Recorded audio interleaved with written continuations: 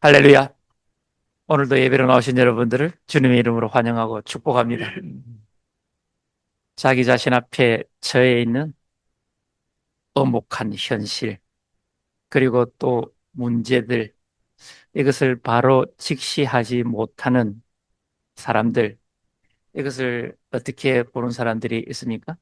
참혹한 현실과 많은 문제들을 회피하기 사람, 그것을 인정하지 않는 사람, 도피하고 회피하고 변명하고 또 때로는 외면하는, 그러므로 말미암아 자기 자신이 안정을 찾는, 위로를 하는 그런 것들을 요즘 말로 무엇이라고 합니까?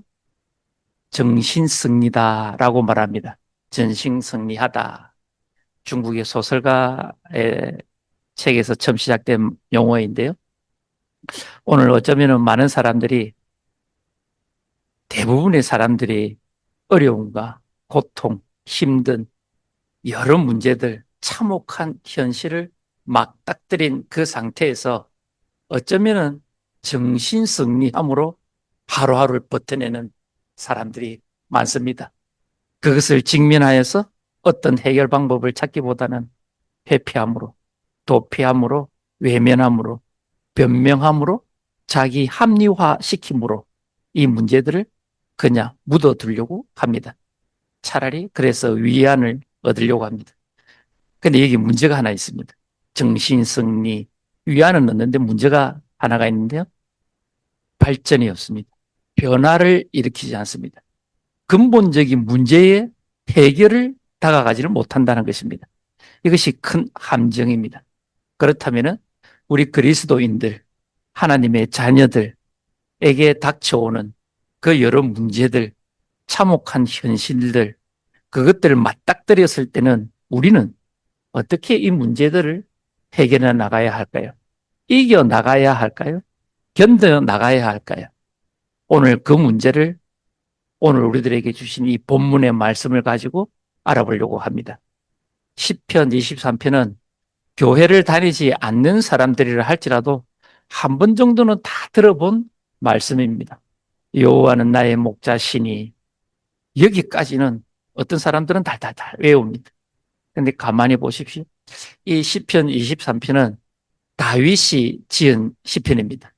다윗이라고 생각할 때는 우리는 어떤 이미지가 딱 먼저 떠오릅니까? 성공한 사람, 위대한 하나님의 사람, 누구도 범접할 수 없는 아주 출중한 신앙을 가진 사람, 이렇게 생각하는 게 지배적입니다. 그 인생이 어땠습니까? 그 장대한 골리앗과 싸울 때도 물맷돌 하나만 가지고 골리앗을 이겼습니다. 다윗과 골리앗 많이 들어보셨죠? 성공한 사람입니다.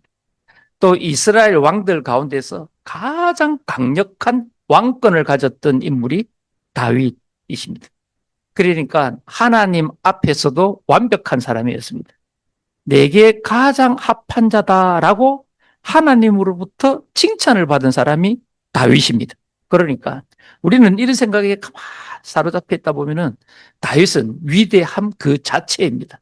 실패라고는 모르는 듯한, 전쟁만 하면 다 이기고 하는 이런 위대한 다윗을 생각합니다. 그런데 다윗이 가만히 그 인생을 한 발 더 깊이 들어가 보면은 다윗만큼 고통 가운데 살았던 사람이 없습니다. 평생을 거쳐서 다윗만큼 그 고통과 역경과 두려움 가운데 살았던 사람이 성경의 인물에 찾아보기 힘들 정도로 다윗은 그 인생의 고난의 연속이었습니다. 그 고난의 연속, 그 쓰라렸던 그 시절의 감정들을 다윗은 오늘 본문 가운데 어떻게 자기 마음을 표현했을까요? 4절에 정확하게 자기의 마음의 상태, 심리의 상태를 이야기를 하는데 한번 같이 읽어보실까요? 내가 사망의 음침한 골짜기로 다닐지라도 해를 두려워하지 않을 것은 주께서 나와 함께 하심이라. 주의 지팡이와 막대기가 나를 안위하시나이다. 아멘. 지금 앞부분에 다윗이 자기의 마음이 어떠했다라고 이야기를 합니까? 내가 사망의 음침한 골짜기로 다닐 때에 죽음의 공포, 죽음의 두려움이 골짜기의 음습해 있는 그 스산함, 그 음침한 죽음의 그 두려움이 안개같이 짙게 두려워져 있는 한치 앞을 분간할 수 없는 그 골짜기 속과 같이 그랬던 나의 인생이라고 이야기를 하고 있는 것입니다. 그러니까 이 다윗이 살아왔던 그 숱한 인생길에 있어서는 죽음의 음침한 골짜기를 걸어가는 듯한 인생이었다라고 고백을 하는 것입니다. 그렇다면 그 일들이 무엇들이 있었을까요? 다윗이 유년기 때 어린 시절 성장기에 있었을 때에 그 부모로나 형들로부터 인정을 받지 못하는 사람이었습니다. 똑바로 온전한 취급을 못 받고 자랐던 사람이 다윗입니다. 성장해서는 어떻습니까? 하나님을 위해서 다윗과 한 마음으로 나라의 장수로 세워져 갈 때 다윗이 사울이 시기함으로 말미암아 어떻습니까? 왕이 되기 직전까지 죽일 듯이 쫓겨다닙니다. 정말 목숨의 두려움, 경각에 달릴 만큼 사울로부터 쫓김을 당합니다. 얼마나 두려웠던 시절입니까? 배가 고프고 밤 이슬 피할 집 하나 없고 떠돌이 생활을 반평생을 합니다. 그 고통이 다 어떠하다고 이야기를 합니까? 사망의 음침한 골짜기. 어디 그뿐입니까? 자식들의 문제도 끊임없는 고통의 연속이었습니다. 이 세 가지 큰 줄기의 문제들이 다윗은 일평생 사망의 음침한 골짜기를 걸어 다니는 듯한 고통 가운데 있었다라고 하는 것입니다. 그렇다면 크게 추려서 이 세 가지인데 그 세 가지 가운데 진짜 다윗을 죽기 직전까지 죽음의 고통과 같은 괴로움에 시달리게 했던 그 사건들, 일들은 무엇이었을까요? 다른 것 없습니다. 자식 문제입니다. 왕이 되지 않았습니까? 큰 왕국을 왕으로 인정받지 않았습니까? 그렇다면 이제 모든 위험들은 사라졌습니다. 그런데 그 다음부터 다윗을 엄습해 오는 것은 자식들의 문제였습니다. 어떤 문제가 있습니까? 다윗의 아들 중에 제일 맞이는 암논이라는 사람입니다. 이 암논이 배다른 여동생 다말을 성폭행합니다. 하고 난 뒤에 어떻습니까? 그냥 헌시짝 버리듯 버려버립니다. 암논입니다. 이것을 가만히 지켜보던 다말의 친오빠 압살롬이 분노가 일어나겠습니까? 안 일어나겠습니까? 일어납니다. 이를 갈고 만 2년 동안 참습니다. 아무 일도 없었던 듯 압살롬이 참습니다. 정확하게 만 2년이 지나고 난 뒤에 형 암논을 죽여버립니다. 살해해버립니다. 그리고 또 이 압살롬이 나중에는 어떻게 합니까? 자기가 왕이 되기 위해서 아버지 다윗을 칼로 위협을 합니다. 반란을 일으키는 것입니다. 반역을 하는 것입니다. 그 상대가 누구라고요? 아버지 다윗입니다. 이 아들 압살롬의 반역에 쫓겨가서 이 다윗은 구석구석으로 도망을 칩니다. 아들의 칼을 피해서 그 예루살렘 성을 압살롬이 차지를 해버립니다. 그러나 우여곡절 끝에 하나님의 은혜로 압살롬은 다시 퇴각을 하고 왕자로 다윗은 복귀를 합니다. 그런데 이 과정에서 어떤 사건이 일어납니까? 압살롬이 죽습니다. 전쟁통에 다윗의 장군 요압에게 처참한 죽음을 당합니다. 그리고 난 뒤에 또 어떤 일이 있습니까? 이제 조금 편안할 시간이 한참 흐릅니다. 흐르고 난 뒤에 죽음을 경각에 둔 상태, 나이가 다 들어서 이제 오늘 내일 하는 다윗 누워 있을 때에 또 분란이 일어납니다. 아도니아라는 아들이 아버지가 누워 병들어 있으니까 이제 자기가 왕이다라고 온 천지에 외치고 다닙니다. 사람을 세우고요, 군대를 만들고요, 골병을 만들고 참모들을 다 선임을 합니다. 이 왕이라고 합니다. 이때 또 누가 달려옵니까? 솔로몬과 그 어머니 바세바 나단이 달려옵니다. 누워있는 다윗에게 또 말합니다. 지금 아도니아가 왕이라고 설치고 다니고 있는 것을 당신이 알고 있느냐? 지금 솔로몬이 왕이 되어야 되지 않느냐? 이때가 언제라고요? 죽기 직전입니다. 오늘 내일 할 때입니다. 오늘 내일 할 때까지 다윗이 죽도록 괴롭힘을 당한 것은 무슨 문제라고요?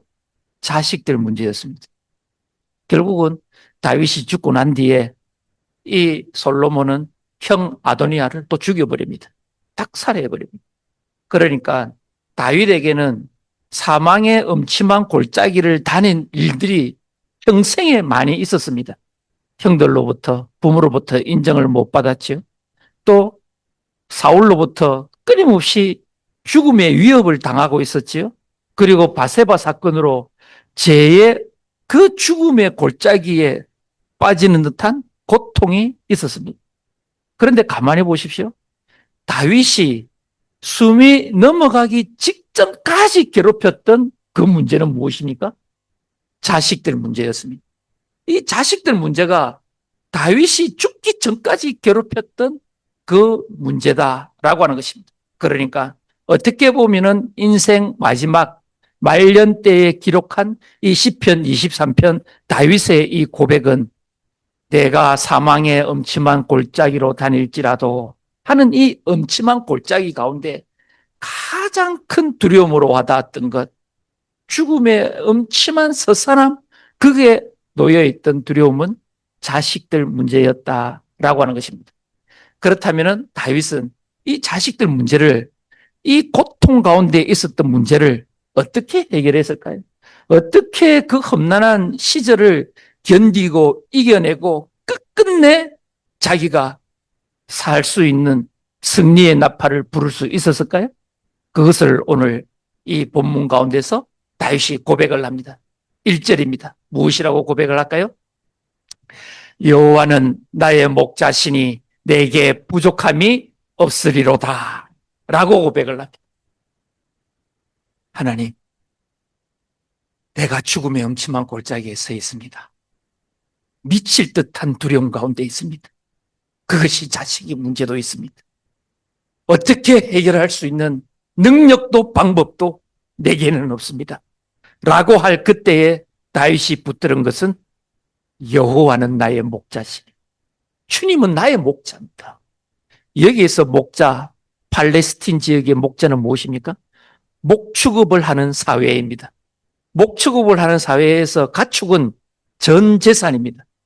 가족과 가문을 먹여 살리고 지키고 지탱할 수 있는 아주 중요한 것이 가축입니다. 그 중에서도 팔레스틴 지역 안에서는 양입니다. 그래서 이 지역 가운데 목자는 지도자라는 인식이 딱 성립이 되어져 있습니다. 이 목자를 여호와다라고 고백을 하고 있습니다. 그렇다면은 여호와는 나의 목자라 할 것 같으면은 다윗 자신은 무엇이라고 지금 고백하는 것입니까? 양입니다. 양이라고 고백을 합니다. 그러니까 목자와 양과의 관계를 다윗은 지금 1절에 말하고 있는 것입니다. 그렇다면은 이 팔레스틴 지역, 그러니까 이스라엘 지역에 있는 양은 어떤 양들일까요? 우리가 아는 양들과는 조금 다릅니다. 우리가 생각하고 있는 양과는 다릅니다. 이 지방에 있는 양은 아주 특징적인 게 다른 양과 다른 게 있는데요. 이 양들이 시력이 안 좋습니다. 불과 1, 2m 앞을 못 봅니다. 시력이 상당히 안 좋습니다. 그러니까 바로 앞에 풀을 뜯다가 낭떠러지가 있는지 절벽이 있는지 가시 등불이 있는지를 모릅니다. 그냥 막 다니는 것입니다. 생존할 수 있는 본능이 아주 자기를 보호할 수 있는 그 기능이 약한 동물이 양입니다. 또 반면에 그럼에도 불구하고 살 수 있는 것은 반대로 이 양이 팔레스틴 지역의 양이 귀가 아주 예민합니다. 소리를 잘 듣습니다. 소리의 분별도 잘합니다. 대신에 고집도 셉니다. 네, 우리가 아는 양들과는 조금 다른데요. 팔레스틴 지역의 양의 특징입니다. 그러니까 함치 앞을 불과 몇 미터 앞을 내다볼 수 없는 그 양은 누구를 따라가야만 살 수 있습니까? 누구의 소리만 듣고 그 소리를 따라가야만 살 수가 있습니까? 목자의 소리인 것입니다. 앞을 못 보더라도 목자의 소리만 잘 듣고 목자의 소리만 따라가면은 이 양은 살 수 있는 것입니다. 지금 목자와 양과의 관계, 하나님과 다윗과의 관계를 이렇게 지금 설명을 하고 있는 것입니다. 가만히 보십시오. 그러면은 그 양과 우리와 비슷한 게 무엇입니까? 우리의 1시간 뒤를 예언할 수 있습니까? 장담할 수 있습니까? 우리의 내일을 장담할 수 있습니까? 예언할 수 있습니까? 아무도 없습니다. 러시아의 대문호 톨스토이가 마지막 이제 인생 후반기에 딱 들어서서 부와 명예를 다 가졌습니다. 톨스토이는 귀족 출신입니다. 백작 출신입니다. 엄청난 영지를 가지고 있습니다. 그리고 안나 까레리나 뭐 이런 엄청난 작품들로 통해서 이미 세계적으로 유럽 안에서는 그 명예는 이루 말할 수 없을 정도로 명예가 높았던 사람입니다. 이런 부와 명예를 다 가진 사람이 마지막에 살아갈 때 인생이 뭔가가 계속 채워지지 않는 거예요. 허무하고 두려움이 계속 엄습해 오는 거예요. 그래서 톨스토이가 마지막 일생 말년에 다다랐을 때에 후반기 때 적은 게 그의 대표적 가운데 하나가 사람은 무엇으로 사는가 라고 하는 아주 짧은 단편 소설을 적었습니다. 이때 이 소설의 내용이 3가지 질문으로 딱 간추려서 되어진 내용입니다. 첫 번째, 사람은 그 안에 무엇이 있는가? 사람 안에 무엇이 있는가? 두 번째 질문, 사람 안에 없는 것이 무엇인가? 사람에게 주어지지 않은 것이 무엇인가? 두 번째 질문. 세 번째 질문, 사람은 무엇으로 사는가?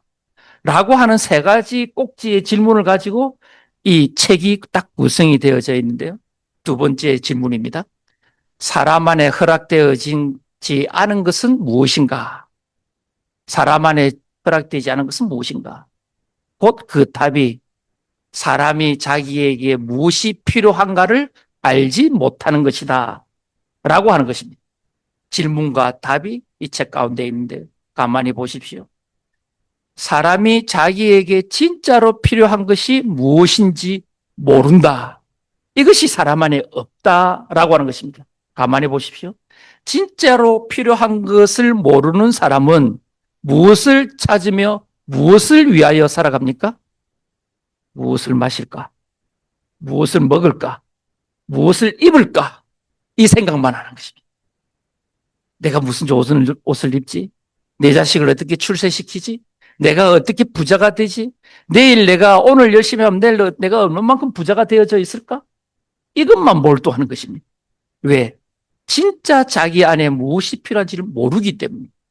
그 이야기는 이렇게 설명을 합니다. 톨스토이가 적어가는데요. 천사가 사람으로 변장하여 구두장이 집에 머뭅니다. 미하일이라고 하는 천사입니다. 어느 날 아주 귀족이 권세 있는 사람이 이 구두방에 와서 독일제 아주 좋은 가죽을 주면서 이 가죽을 줄 테니까 1년 동안 틀어지지도 아니하고 떨어지지도 아니하고 흠도 나지 않는 아주 좋은 구두를 만들어놔. 명령과 같은 부탁을 하고 갑니다. 그러니까 1년을 아주 잘 신고 그 이후로도 아주 튼튼하게 신을 수 있는 장화, 부츠를 만들어라 라고 이 명령과 같은 부탁을 하고 딱 갑니다. 근데 이때 미하일이라는 이 천사가 변장된 이 사람이, 청년이 무엇을 만들까요? 장화를 만들지 않습니다. 죽을 때 신는 수의화를 만듭니다. 죽을 때 관안에 들어가는 신발을 만듭니다. 그 가죽 집주인이 난리가 납니다. 저 사람이 당장 죽일 것인데 네가 지금 장화를 안 만들고 죽을 때 신는 신발을 신으면 어떻게 할 것이냐. 우리는 이제 다 죽었다. 이런 위기 가운데 처해 있을 때 그냥 이 미하일은 씩 웃고 맙니다. 그날 저녁에 그 귀족의 하인이 구두방으로 막 달려옵니다. 큰일 났습니다. 이제 그 장화는 만들지 않아도 됩니다. 가던 길에 우리 주인이 마차에서 떨어져 죽었습니다. 당장 오늘 저녁에 이제 시신으로 죽어야 될 수의화를 그 가죽으로 만들어 주십시오 라고 말을 합니다. 무엇이 없습니까? 사람에게는 자기의 내일을 알지 못하는 것입니다. 진짜 자기의 내일에 필요한 것이 무엇인가 모른다 라고 하는 것이 인간이다 라고 하는 것을 톨스토이가 이야기를 하는 것입니다. 우리는 내일을 압니까? 모릅니까? 모릅니다. 그래서 내일에 필요한 것이 무엇입니까? 진짜 우리들에게 있어야 하는 것이 무엇입니까? 복음 그 한 가지. 무엇을 먹을까, 마실까, 입을까가 우리들에게 필요한 것이 아니라 우리들에게 진짜 필요한 것은 영생을 허락하는, 영원한 생명을 허락하는 그 복음이 있어야 된다라고 하는 것입니다. 이것을 하나님은 우리들에게 깨닫지 못하는 비밀로 숨겨두었다라고 하는 것을 톨스토이가 깨달았다는 것입니다. 그래서 이 기독교에 기이한 톨스토이가 인생 마지막에는 자기 재산 모든 것을 버리고 농노의 생활로 갑니다. 그냥 농부의 생활로 가는 사람이 톨스토이였습니다. 이렇게 내일을 모르는 한치 앞을 내다볼 수 없는 인간이 누구와 같습니까? 양과 같습니다. 오늘 다윗이 말한 목자와 양과의 관계입니다. 1m 앞도 분간할 수 없는 그 양과 하루 1시간 앞도 내다볼 수 없는 우리 인간이 똑같다라고 하는 것입니다. 그래서 누가 목자여야 한다고 하는 것입니까? 여호와. 하나님이 나의 목자이실 때는 한치 앞을 몰라도 상관이 있다 합니까? 없다 합니까? 없다라고 하는 것입니다. 그의 음성만 따라가면은 안전한 길이다라고 하는 것입니다. 그 음성을 따라갔을 때에 다윗 그 양에게 주어지는 환경은 어떤 환경입니까? 2절 함께 같이 읽어보실까요? 그가 나를 푸른 풀밭에 누이시며 실만한 물가로 인도하시는 도다. 아멘. 한 가지 함정이 숨어 있습니다. 푸른 물가, 푸른 초장, 쉴만한 물가 좋지요. 목가적이고 상상만 해도 얼마나 좋습니까? 물이 있고 먹을 것이 많으면 그곳에 무엇이 있습니까? 맹수도 같이 있습니다. 풀을 뜯고 물을 먹으러 오는 그 양을 잡아먹으려고 는 맹수도 같이 있다는 것입니다. 결코 안전한 곳이 아닙니다. 결코 쉴만한 곳이 아닙니다. 그럼에도 불구하고 이곳이 쉴만한 곳이 되는 이유는 무엇입니까? 목자가 있기 때문인 것입니다. 맹수가 달라들 때에 죽이려고 덤벼들 때에 그 맹수를 쫓아주는 것이 누굽니까? 목자인 것입니다. 이 목자가 함께함으로 말미암아 우리가 있는 그 어떤 곳이라도 쉴만한 물가가 되고 푸른 풀밭이 되는 줄 믿습니다. 하나님이 없는 인생, 예수 그리스도를 모르는 인생, 복음을 모르는 인생은 아무리 안전한 성에 둘러싸여 있다 할지라도 그곳은 푸른 풀밭도 아니고 쉴만한 물가가 아니다라고 하는 것입니다. 내가 아무것도 가지지 않았다 할지라도, 가난하다 할지라도, 단기에 문제가 있다 할지라도, 부족하다 할지라도, 지식이 없다 할지라도, 지혜가 없다 할지라도 예수 그리스도가 나와 함께 한다면, 예수 그리스도의 그 은혜가 지금 나와 함께 한다면 그곳이 푸른 풀밭이고 쉴만한 물가인 줄 믿습니다. 이렇게 다윗은 고백을 합니다. 이런 고백 가운데 한 발자국 더 나아가서 고백을 합니다. 3절 다시 한번 더 읽어볼까요? 내 영혼을 소생시키시고 자기의 이름을 위하여 의의 길로 인도하시는도다. 아멘. 영혼을 소생시킨다라고 말하고 있습니다. 소생시킨다라고 하는 것은 돌이키다, 회복하다, 새롭게 하다라고 하는 히브리 원어의 뜻을 가지고 있습니다. 돌이킨다. 무엇에서 돌이켜야 합니까? 죄에서 돌이켜야 합니다. 죄가 멈추는 것입니다. 여호와가 나와 함께 할 때는 나의 죄가 멈춰지는 것입니다. 왜 멈출 수 있습니까? 제가 죄로 인식되기 때문인 것입니다. 죄가 죄로 깨달아지는 것이기 때문인 것입니다. 그래서 그 죄가 멈추어지는 것입니다. 그래서 돌이킨다라고 하는 것입니다. 그 다음에는 무엇입니까? 회복시키시는 것입니다. 죄인으로서 죄책감과 두려움, 그 공포감에 휩싸여 사는 것이 아니라 예수 그리스도를 믿음으로 말미암아 우리는 다시 원상태대로 의로운 자로 회복시키는 것이 목자 대신 우리 주님이 하시는 일이다라고 하는 것입니다. 다시 회복되는 소생케 하시는 분이시다라고 하는 것입니다. 그 다음에 무엇이라고요? 새롭게 하는 것입니다. 새롭게 한다, 변화되어진다 라고 하는 것은 어떤 뜻을 가지고 있습니까? 우리가 죄인이었습니다. 주님을 만났습니다. 죄에 돌이켰습니다. 회복되었습니다. 그리고 난 뒤에 다시 또 그 죄가 즐겁겠습니까? 그 죄가 기쁘겠습니까? 그 제약된 일들이 하고 싶어 어쩔 줄 몰라 하겠습니까? 그렇지 않습니다. 그 죄가 싫어지는 것입니다. 미워지는 것입니다. 그 죄에 가까이 가기가 싫어지는 것입니다. 곧 새롭게 되는 것입니다. 이것이 의롭게 되는 것이다 라고 하는 것입니다. 예수 그리스도를 믿었을 때 우리가 그의 길을 따라간다 라고 하는 것은 우리의 삶이 변화되어져서 나날이 의로운 삶으로 바뀌어가는 놀라운 역사가 있다라고 하는 것입니다. 이렇게 다윗은 자기가 음침한 사망의 골짜기를 다닐 때에 그 스산한 죽음의 공포가 밀려올 때에 엄습해 올 때에 두려움이 가득 차 있을 때에 그때도 자기가 굴하지 아니하고 살아낼 수 있었던 것, 버텨내고 있었던 것, 그 이유는 단 한 가지다 하는 고백이 1절 무엇이라고요? 여호와는 나의 목자시니 내게 부족함이 없으리로다. 아멘. 오늘 저와 여러분의 목자가 누구이십니까? 예수 그리스도인 줄 믿습니다. 어떻게 예수 그리스도일까요? 요한복음 10장에서 주님이 말씀하십니다. 주님이 요한복음 10장에서 다 자기를 설명을 하시는데요. 3절에 먼저 이렇게 말씀하십니다. 문지기는 그를 위하여 문을 열고 양은 그의 음성을 듣나니 그가 자기 양의 이름을 각각 불러 인도하여 내니라. 아멘. 주님께서 지금 자기 양을 어떻게 부르신다고 하십니까? 각각 그 이름을 불러 인도한다 라고 하시는 것입니다. 오늘 주님이 각각 그 이름 한 명 한 명의 이름을 부르심으로 말미암아 우리들이 예배드리는 자인 줄 믿습니다. 이 예배드리는 자로 세상 가운데 살아가는 자가 주님이 택하신 자, 부르신 자, 각각 그 이름을 하나하나 불렀다라고 말씀해 주십니다.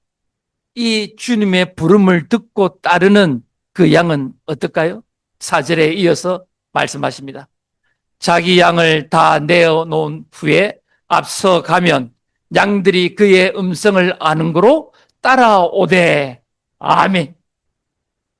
자기의 이름을 불렀던 그 한 명 한 명은 누구의 음성을 듣고 따라간다라고 말합니까? 자기의 음성을 불러주는 사람, 자기의 소리를 내는 사람, 곧 예수 그리스도의 그 소리를 따라 살아가는 자다라고 하는 것이 양이다라고 말씀을 하고 있는 것입니다. 그러니까 우리들이 살아가는 그 방향과 목적은 예수 그리스도의 그 말씀을 듣고 따라가는 자다 하는 것입니다. 이 길이 어떤 길입니까? 좁은 길입니다. 그러나 영원한 생명으로 인도하는 길이다 라고 하는 것입니다. 이 양을 위해서 주님은 어떤 일을 감당해 내셨을까요? 한 명 한 명 불러낸 이름을 불러가면서 나를 따르라 라고 한 그 양들을 위해서 주님이 하신 일은 무엇이었을까요? 10장 11절이 말씀을 합니다. 다 같이 읽어보실까요? 나는 선한 목자라. 선한 목자는 양들을 위하여 목숨을 버리거니와. 아멘. 보십시오. 목자는 자기 양을 위해서 목숨을 버리는다 라고 하는 것입니다. 이것이 참된 목자고 진정한 목자인 것입니다. 우리가 사망의 음침한 골짜기를 걸을 때에, 그 고통 가운데 있을 때에 우리를 대신해서 십자가에 죽으신 그가 누구라고요? 참된 목자 되신 예수 그리스도다라고 하는 것입니다. 우리가 죄책감에 휩싸여 있을 때에, 죄 중에 살아갈 때에, 죽음이라는 그 공포 가운데 휩싸여 살아가고 있을 때에, 쇠사슬과 같이 묶여 살고 있을 그때에 주님은 우리를 대신해서 십자가에 자기 목숨을 내어놓았다라고 하는 것입니다. 이 주님을 믿음으로 말미암아 우리는 어떤 존재가 된다고요? 영생을 얻는 존재가 되는 것입니다. 죽음이 두렵지 아니하고 죄가 두렵지 아니하고 죽음 이후에도 우리가 가야 할 천국의 세상이 있다는 그 사실을 믿는 것이 우리 목자 되신 예수 그리스도를 믿는 저와 여러분인 줄 믿습니다. 그러니까 우리들에게 주어지지 않은 것이 내일 진짜 무엇이 필요한가를 모르는 존재가 우리들인 것입니다. 그런데 주님은 우리들에게 말씀으로 가르쳐 주셨습니다. 너희들에게 진짜 있어야 하는 것, 진짜 필요한 것 내가 가르쳐 줄게. 예수 그리스도야. 예수 그리스도를 믿는 것이야. 이것들이 비밀로 감추어져 있지만 너희들은 깨닫게 되고 믿게 될 것이야 라고 오늘 우리들에게 말씀해 주시는 것입니다. 오늘 저와 여러분은 인생의 길 한가운데 서 있습니다. 어떤 어려움이 엄습해 오고 있습니까? 무슨 두려움이 마음을 가득 짓누르고 있습니까? 어떤 장애물이 내가 헤쳐나가지 못할 큰 산과 같이 앞을 가로막고 있습니까? 그 앞에 가로막혀 있는 그것들을 두고 주님을 바라보십시오. 예수 그리스도가 나의 목자 된다고 믿으십시오. 이것을 붙잡으십시오. 우리는 정신승리로 이 고통을 헤쳐나가는 것이 아니라 주님을 믿는 믿음으로 이 고통을 헤쳐나가는 줄 믿습니다. 참된 우리 목자 되신 예수 그리스도는 우리 앞에 놓여 있는 그 스산한 죽음과 같은 고통, 장애물도 반드시 이겨내고 승리하고 헤쳐나가게 함으로 말미암아 기어이 이 땅 가운데 승리자로 세워주실 줄 믿습니다. 그 주님과 목자 되신 예수 그리스도와 함께하는 저와 여러분의 인생이 되시기를 주님의 이름으로 축복합니다.